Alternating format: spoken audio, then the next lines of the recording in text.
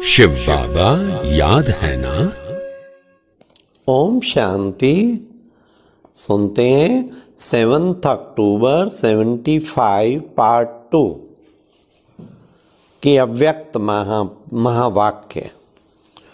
आज की मुरली में बाबा ने राज ऋषि की क्या क्या विशेषताएं होंगी, साथ साथ बाबा ने बेहद का वैरागी बनने के लिए क्या अनुभव करना है और नशे में रहने वाली आत्मा की निशानी क्या है, साथ साथ संपूर्णता की क्या निशानी होगी।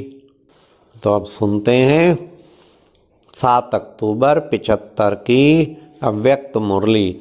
सर्वाधिकार और बेहद के वैराग्य वाला ही राज ऋषि। आज बाप दादा कौन सी सभा देख रहे हैं? यह है राज ऋषियों की सभा। अपने को सदा राज ऋषि समझते हुए चलते हो। एक तरफ राज और दूसरी तरफ ऋषि, दोनों के लक्षण अलग अलग हैं। यह वह है भाग्य और वह है त्याग। वह है सर्वाधिकारी और वह फिर ऋषि अर्थात बेहद के वैरागी। सर्वाधिकारी और बेहद के वैरागी वर्तमान स्वराज्य अर्थात स्व कायन सर्व कर्मेंद्रियों पर राज्य, इसको कहते हैं स्वराज्य। और वही है भविष्य का डबल राज्य अधिकारी। डबल राज्य का नशा सदा रहता है। जितना राज्य का नशा उतना ही बेहद का वैराग अर्थात ऋषि रूप सदा स्मृति में रहता है। दोनों का बैलेंस है। वह एक स्वरूप याद रहता है, दूसरा भूल जाता है।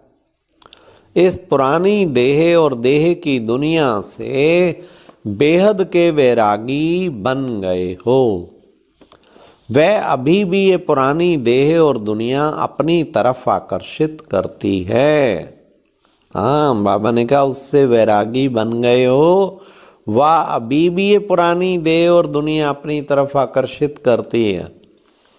यह कब्रिस्तान अनुभव होता है।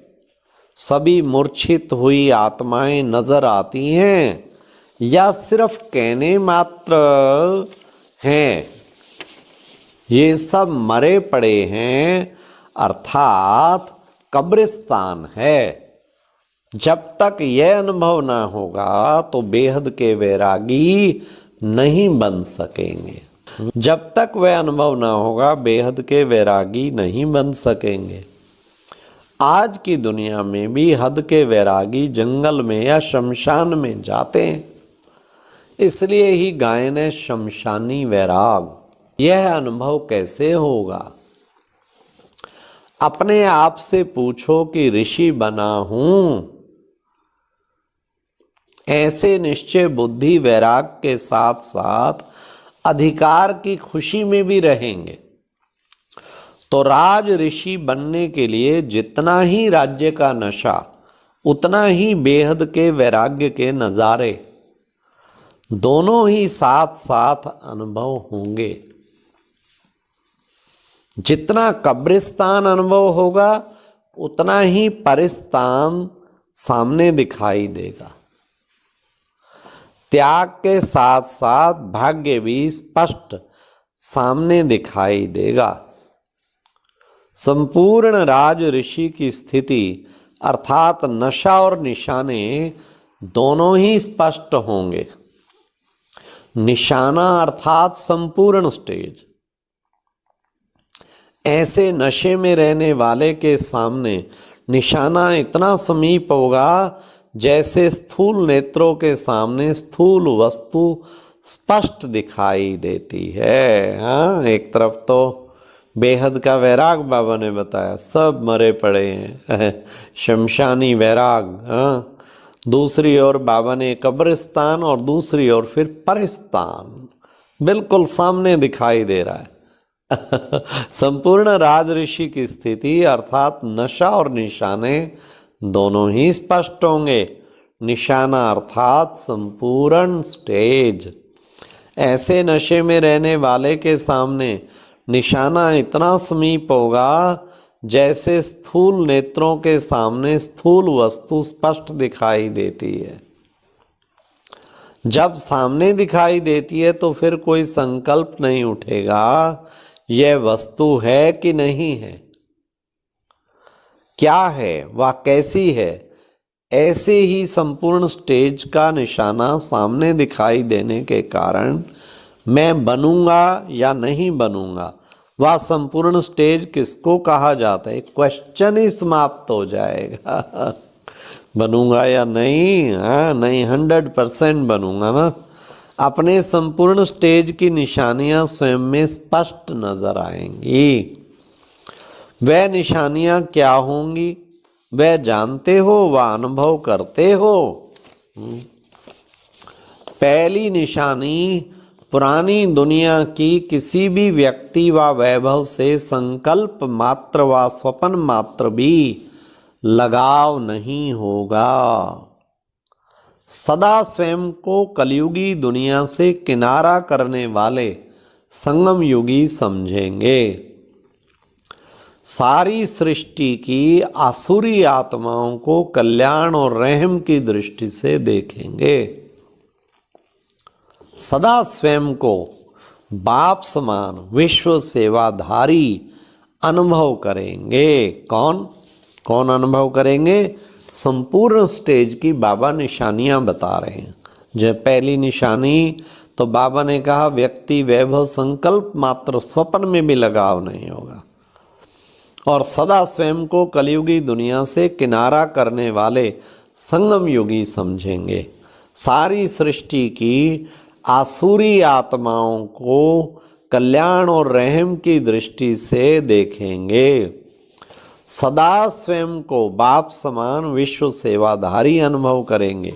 हर परिस्थिति व परीक्षा में सदा स्वयं को विजयी अनुभव करेंगे। विजय मेरा जन्म सिद्ध अधिकार है, ऐसा अधिकारी स्वरूप समझकर हर कर्म करेंगे। सदा त्रिमूर्ति तख्त नशीन अनुभव करेंगे। विकर्म का खाता समाप्त हुआ अनुभव होगा। हर कार्य हर संकल्प सिद्ध हुआ ही पड़ा है, ऐसा सदा अनुभव करेंगे। पुराने संस्कार और स्वभाव से उपराम अनुभव करेंगे। ये सब बाबा संपूर्णता की निशानियां बता रहे हैं। सदा साक्षीपन की सीट पर स्वयं को सेट हुआ अनुभव करेंगे। यह है निशानियां भी और निशाना भी। ऐसे को कहा जाता है राज ऋषि। ऐसे राज ऋषि बने हो। टाइटल तो राज ऋषि का मिला है ना, जो टाइटल है वही प्रैक्टिकल भी है ना। ब्राह्मण अर्थात कहना और करना, सोचना और बोलना, सुनना और स्वरूप में लाना एक समान हो। सब ब्राह्मण होना। एक सेकंड में जहां अपने को चाहो उस स्थिति में स्थित कर सकते हो। ये है एक सही एवरेडी स्टेज। ऐसे एवरेडी बने हो। अशरीरी बनने का अभ्यास इतना ही सरल अनुभव होता है जैसे शरीर में आना अति सहज और स्वतः लगता है, ऐसे ही सहज अनुभव होता है। रूहानी मिलिट्री हो ना, मिलिट्री अर्थात हर समय सेकंड में आर्डर को प्रैक्टिकल में लाने वाले। अभी अभी आर्डर हो अशरीरी भाव तो एवर रेडी हो या रेडी होना पड़ेगा। अगर मिलिट्री रेडी होने में समय लगाए तो विजय होगी क्या? ऐसा सदा एवर रेडी रहने का अभ्यास करो। अच्छा, ऐसे सदा सर्वाधिकारियों के नशे में रहने वाले संगम युगी श्रेष्ठ ब्राह्मणों स्वराज और विश्व के राज के नशे में रहने वाले श्रेष्ठ आत्माओं को बाप दादा का याद प्यार और नमस्ते।